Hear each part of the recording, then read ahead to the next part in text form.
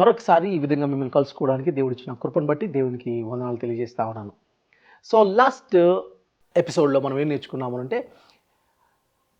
చాలా ప్రశ్నలున్నాయి, దానికి ఆన్సర్స్ ఇవ్వాలి అనేది. అవిశ్వాసులైన వాళ్ళ దగ్గర ప్రశ్నలున్నాయి, మన దగ్గర మంచి ఆన్సర్స్ ఉన్నాయి. ప్రభువేమో దేవుడేమో ఆన్సర్స్ ఇవ్వడానికి రెడీగా ఉండమన్నాడు. సో బైబిల్ దీనికి సపోర్ట్ చేస్తుందా? ప్రీ వ్యాంజలిజం చేయమని బైబిల్లో ఉందా అని మనం కలిసి చూస్తే, మన బైబిల్స్ తెరిస్తే కనుక ఇక్కడ కొన్ని విషయాలు చూడడానికి మనం ప్రయత్నం చేద్దాం. అదంటే మొదటి పేతురు పత్రిక 3వ అధ్యాయము 15వ వచనంలో ఇట్లా ఉంది. 3వ అధ్యాయం 15వ వచనంలో ఇట్లా ఉంది. అదేంటంటే, మీలో ఉన్న నిరీక్షణ గూర్చి మిమ్మల్ని హేతువడుగు ప్రతివానికి సాత్వికముతోనూ భయంతోనూ సమాధానం చెప్పుటకు ఎల్లప్పుడూ సిద్ధంగా ఉండి మీ హృదయములందు క్రీస్తుని ప్రభుగా ప్రతిష్ఠించుకోండి అన్నాడు. కాబట్టి ఏం మాట్లాడతారంటే, మీలో ఉన్న నిరీక్షణ గురించి ఎవరైనా హేతు అడిగితే, రీజన్ అడిగితే, హేతు అంటే రీజన్ అడిగితే గుర్తుపెట్టుకోండి, వాళ్ళకి ఆన్సర్ చెప్పడానికి ప్రతి వానికి సాత్వికంతోనూ భయంతోనూ సమాధానం చెప్పాలి. సాత్వికం ఉండాలి, భయం ఉండాలి మీ ఆన్సర్ ఇచ్చినప్పుడు అంటా ఉన్నాడు. ఎల్లప్పుడూ సిద్ధంగా ఉండాలి. అంత మాత్రం కాదు, మీ హృదయాల్లో క్రీస్తుని ప్రభుగా ప్రతిష్ఠించుకోండి అని మాట్లాడుతూ ఉన్నాడు. కాబట్టి ఇక్కడ 3 విషయాలు మాట్లాడుతున్నాడు. ఒకటి, నెంబర్ 1 ఏం మాట్లాడుతాడంటే, యూ షుడ్ బి రెడీ, మీరు ఎల్లప్పుడూ సిద్ధంగా ఉండాలి. నెంబర్ 2 రీజన్ ఇవ్వాలి. ఎవరు ప్రశ్నలు వేస్తున్న వాళ్ళకి రీజన్ ఇవ్వాలి.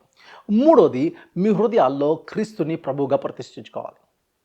సో ఏ హృదయాల్లో అయితే ఎవరైతే క్రీస్తుని తమ హృదయాల్లో ప్రభువుగా ప్రతిష్ఠించుకున్నారో, అంటే మన జీవితాన్ని పరిపాలించుకున్న సింహాసనం మీద మీరు ప్రభువుగా ఉన్నారా, యేసు ప్రభువుగా ఉన్నాడా, అది ప్రశ్న. క్రీస్తు మీ హృదయాల్లో ప్రభువుగా మీరు ప్రతిష్ఠించుకున్న మీకు దేవుడు అప్పచెప్తున్న పని ఏంటి అని అంటే, మీరు ప్రభుగా ప్రతిష్ఠించుకున్నారు కాబట్టి ఇప్పుడు 2, అదేంటంటే నెంబర్ 1 ఎప్పుడు రెడీ ఉండాలి, దేనికి ఆన్సర్ ఇవ్వడానికి. సో ఈ 3 మనం చూడాలి. అది ఏం మాట్లాడుతారంటే, మొదటి పేతురు 3వ అధ్యాయం 15వ వచనంలో మాట్లాడుతూ ఉన్నాడు. అంత మాత్రమే కాదు, యూద గ్రంథంలో కూడా ఈ మాట ఉపయోగిస్తూ ఉన్నాడు. మీరు ఏం చూస్తారంటే, 1వ అధ్యాయం ఉంది, దాంట్లో 3వ వచనంలో ఇట్లా అన్నాడు. సో యూద పత్రిక 3వ వచనంలో ఇట్లా ఉంది. సో 3వ వచనంలో ఉన్నమాట అంటే, పరిశుద్ధులకు ఒక్కసారే అప్పగింపబడిన బోధ నిమిత్తము మీరు పోరాడాలి. 3వ వచనంలో చాలా స్పష్టంగా ఉన్నాను. ఆ బోధ విషయంలో మీరు పోరాడాలి అంటా ఉన్నాడు. అంటే అర్థం ఏంటి అని అంటే, అబద్ధ బోధలు ఇచ్చేస్తా ఉన్నాయి. అబద్ధ బోధల విషయంలో మీరు ఏం చేయాలంటే ఆన్సర్ ఇవ్వడానికి రెడీ ఉండాలి. మీరు రైట్ ఆన్సర్ ఇవ్వకపోతే అబద్ధ బోధలు వస్తున్నాయి కాబట్టి దాన్ని తప్పని చెప్పడానికన్నా రైట్ బోధలు ఉండాలి. అందుకని బీ గెట్ రెడీ అని అంటా ఉన్నాడు. అంత మాత్రం కాదు, అదే అధ్యాయంలో 22వ వచనంలో ఇట్లా అన్నాడు. అదేంటంటే, have mercy on those who doubt. తెలుగులో ఏమన్నాడంటే, సందేహపడువారు మీద కనికరం చూపండి. ఎవరికైతే ప్రశ్నలు ఉన్నాయో, సందేహాలు ఉన్నాయో వాళ్ళ మీద కనికరం చూపి మీరేం చేయాలంటే ఆన్సర్స్ ఇవ్వాలి అన్నాడు. కాబట్టి చాలామందికి ప్రశ్నలు ఉన్నాయి, వాళ్ళకి సందేహాలు ఉన్నాయి, దానికి మీరు కనికరం చూపి ఇవ్వాలి. ఇందాక మనం పేతురు పత్రికలో ఏమన్నాడు, మీరు సాత్వికంతో ఇవ్వాలి ఆన్సర్స్ అన్నాడు కదా. మనం గమనించాలి, మీరు ఆన్సర్ ఇచ్చినప్పుడు ఇట్ షుడ్ బి జెంటిల్గా ఇవ్వాలి ఆన్సర్స్. వాళ్ళు ఒరే అన్నారని మీరు కూడా ఒరే అంటే అన్నారనుకోండి, వాళ్ళకి దేవుడు తెలియదు కాబట్టి ఒక లెవెల్ తగ్గే మాట్లాడతారు. వాళ్ళు తగ్గారు కానీ మీరు కూడా తగ్గితే వాళ్ళు ఇంకా తగ్గుతారు. కాబట్టి మనం ఆలోచించవలసిన విషయం ఏంటి అంటే, జెంటిల్గా మనం ఆన్సర్ చెప్పడానికి రెడీగా ఉండాలి అనే విషయం మనకి గమనించాలి. తీతు పత్రిక 1వ అధ్యాయం 9వ వచనంలో ఇట్లా అన్నాడు. అదేంటంటే, తాము హితబోధ విషయమై జనులను హెచ్చరించుటకును ఎదురురాడు వారి మాటలను ఖండించుటకును శక్తి గల వాడినట్లు ఉపదేశమును అనుసరించి నమ్మదగిన బోధలను గట్టిగా చేపట్టుకున్న వాడై ఉండవాలి. ఎలా ఉండాలి ఒక బోధకుడు? హితబోధ విషయమై జనులను హెచ్చరించాలి. నెంబర్ 1. ఎదురాడు వారి మాటలు ఖండించుటకు శక్తి గలవారు. ఎదురాడువారు ఎవరైతే మీ వాక్యానికి ఎదురుగా లేకపోతే ప్రశ్నలు ఇస్తున్నారో వాళ్ళకి ఆన్సర్ చెప్పాలి. ఉపదేశంను అనుసరించి నమ్మదగిన బోధను గట్టిగా చేపట్టుకున్న వాడై ఉండాలి ప్రతి బోధకుడు. అందుకని ప్రీ వ్యాంజలిజంలో మనం పార్టిసిపేట్ చేయాలి అనే విషయం మనకు అర్థమవుతుంది. అలాగే తీతు రాసిన 2వ పత్రిక 2వ అధ్యాయము 24 నుంచి 26వ వచనంలో చూస్తే దాంట్లో మెయిన్ ఈ విషయాలు చూడండి. అదేంటంటే, ప్రభు యొక్క దాసుడు ఏం చేయాలంటే సాత్వికంతో శిక్షించచ్చు. అంటే ఎవరైతే అబద్ధ బోధలు ఉన్నారో వాళ్ళు శిక్షించవచ్చు. జగడమాడక అందరి ఎడల సాధువుగాను బోధింప సమర్థుడుగాను ఉండాలి. బోధించే సామర్థ్యం ఉండాలి అంటే మాట్లాడతారు. కాబట్టి ఈ వచనాల వల్ల మనకి ఏమర్థమవుతుందనంటే, మీలో ఉన్న నిరీక్షణకు వచ్చి హేతు అడుగుతున్న వాళ్ళకి ఎలా సమాధానం చెప్పాలి? సాత్వికంతో చెప్పాలి సమాధానం, నెమ్మదిగా చెప్పాలి, దయ చూపించండి అని దేవుని యొక్క వాక్యం చెప్తుంది. కాబట్టి అవతల వాళ్ళు ప్రశ్న వేస్తున్నారు మీకు. ఆ ప్రశ్న వేసినప్పుడు మీ యాటిట్యూడ్ వాళ్ళకి ఆన్సర్ ఇచ్చినప్పుడు యారగెంట్గా ఆన్సర్ ఇవ్వద్దు. బీ పేషెంట్, బీ జెంటిల్, అది మాత్రం. అందుకని వాళ్ళు ఖచ్చితంగా మిమ్మల్ని రెచ్చగొట్టేటట్టు చేస్తారు, కానీ స్టిల్ దేవుని యొక్క వాక్యం ఉంటుందంటే సాత్వికంతో మీరు వాళ్ళకి ఆన్సర్ చెప్పడానికి సిద్ధంగా ఉండండి అంటాను. అయితే ఇలాంటప్పుడు మనం ఆలోచించవలసింది ఏంటంటే, బైబిల్ ఏం చెప్తుందండి? కొంతమంది ఏమంటారంటే, బైబిల్లో ఇలాంటి వాదనలు పెట్టుకోవద్దని ఉంది కదా, మూర్ఖుడి దగ్గర ఇలాంటి మాటలు చెప్పొద్దని ఉంది కదా అంటూ ఉన్నారు. సో అని ఏం చేస్తారంటే, సామెతల్లో ఉన్న కొన్ని మాటలను మన దగ్గర పెడతా ఉంటారు. అందుకని ఇక్కడ గమనించవలసింది, అవతల వ్యక్తి నిజంగా ప్రశ్న ఇస్తున్నప్పుడు గుర్తుపెట్టుకోండి, ఆ ప్రశ్నకి మనం ఆన్సర్ చేయాలి.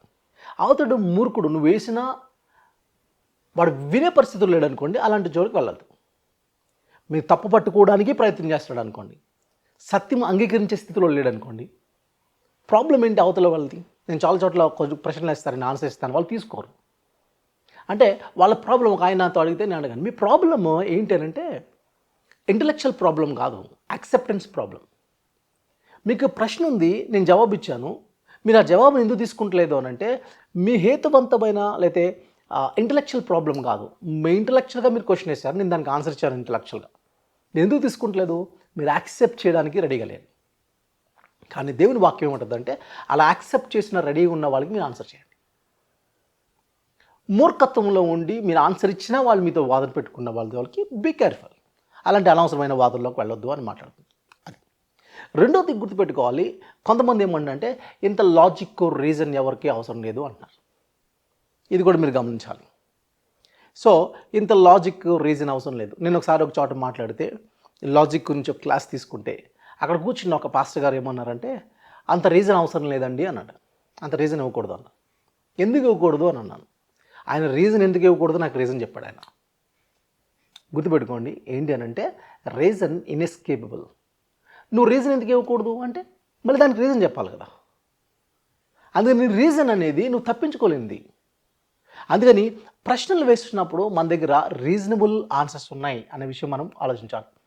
అందుకని బైబిల్లో ప్రీ ఇవాంజలిజం చేసినవి ఏమైనా ఉన్నాయా అనేది మనం కానీ చూస్తే, మోషే ప్రీ ఇవాంజలిజం చేశాడు. ఫర్ ఎగ్జాంపుల్, మోషే ఆదికాండం రాస్తున్న టైంలో అక్కడున్న జనాలు, అప్పుడున్న ఆ జనాలు ఎలాంటి కల్చర్లో మోషే ఆదికాండం రాశాడు. అక్కడ సృష్టి దేవుడు అని మాట్లాడుతున్నప్పుడు తాను చాలా స్పష్టంగా రాశాడు, ఆది యందు దేవుడు సృష్టిని సృష్టించాడు, భూమి ఆకాశాలను సృష్టించాడు, సృష్టి వేరు దేవుడు వేరు అనే నినాదాన్ని తీసుకొస్తా ఉన్నాడు. వాళ్ళు సూర్యుడిని భగవానుడు అనుకుంటున్నారు, సముద్రాన్ని దేవత అనుకుంటారు, దాంట్లో ఉన్న జీవుల్ని దేవుళ్ళని పూజిస్తే అవన్నీ దేవుడి చేత నిర్మింపబడ్డాయి అని స్పష్టంగా, ఇది వేరు సృష్టి వేరు సృష్టికర్త వేరు అని చాలా స్పష్టంగా తను మాట్లాడుతూ ఉన్నాడు. మోషే అట్లా రాశాడు ప్రీ ఇవాంజలిజం. ఈవెన్ అంత మాత్రం కాదు, ఎలీషా గురించి కూడా మనకు తెలుసు. అదేంటంటే ఆకాశం నుంచి అగ్ని తీసుకొచ్చాడు, బయలు దేవత లేదా యెహోవా అన్న దేవుడా, ఎవిడెన్స్ కావాలా మీకు, ఇదిగో అని చూపించాడు కదా. ఇవన్నీ యేసుక్రీస్తు ప్రభు ఆయన చేసిన పనుల ద్వారా ఆయన కొన్ని విషయాలు బయలుపరుచుకున్నాడు, ఆయన దేవుడు అని నిరూపించుకున్నాడు మనకు కనబడుతుంది. ఫర్ ఎగ్జాంపుల్, లేకపోతే మా సమారిటన్ విమెన్, సమ్రైజ్ స్త్రీ యేసు ప్రభు దగ్గరికి వచ్చినప్పుడు ఆవిడకున్న సోషల్ ప్రాబ్లం, రిలీజియస్ ప్రాబ్లం, లేకపోతే మారల్ ఇష్యూస్ని, ఫెయిత్కి అడ్డొచ్చే ప్రతిదాన్ని ఆయన డీల్ చేశాడు. మేము ఎక్కడ ఆరాధన చేయాలా అక్కడ ఆరాధన చేయాలా అని ఆవిడ క్వశ్చన్ ఇస్తే దానికి ఆన్సర్ ఇచ్చాడు. ఎక్కడ ఆరాధన చేయడం ప్రాముఖ్యం కాదు, ఎలా ఆరాధన చేయడం అని చెప్పాడు. ఈవెన్ పౌలు, అపోస్తుడైన పౌలు ఏథెన్స్కి వెళ్ళినప్పుడు ఎంత లాజికల్గా మాట్లాడడం మనకు తెలుసు. అందుకని గుర్తుపెట్టుకోండి, అవిశ్వాసులైన బిడ్డలకి, ఈవెన్ క్రైస్తవులకు ఉన్న బిడ్డలకి, ప్రపంచంలో అందరికీ చాలా మంచి ప్రశ్నలు ఉన్నాయి. ఈ సిరీస్లో ప్రతి ప్రశ్నకి మనం ఆన్సర్ చెప్పడానికి ముందుకు వెళ్తా ఉన్నాం. కాబట్టి నెక్స్ట్ ఎపిసోడ్లో మరికొన్ని విషయాలు మనం నేర్చుకోవడానికి ప్రయత్నం చేస్తాం. God bless you all.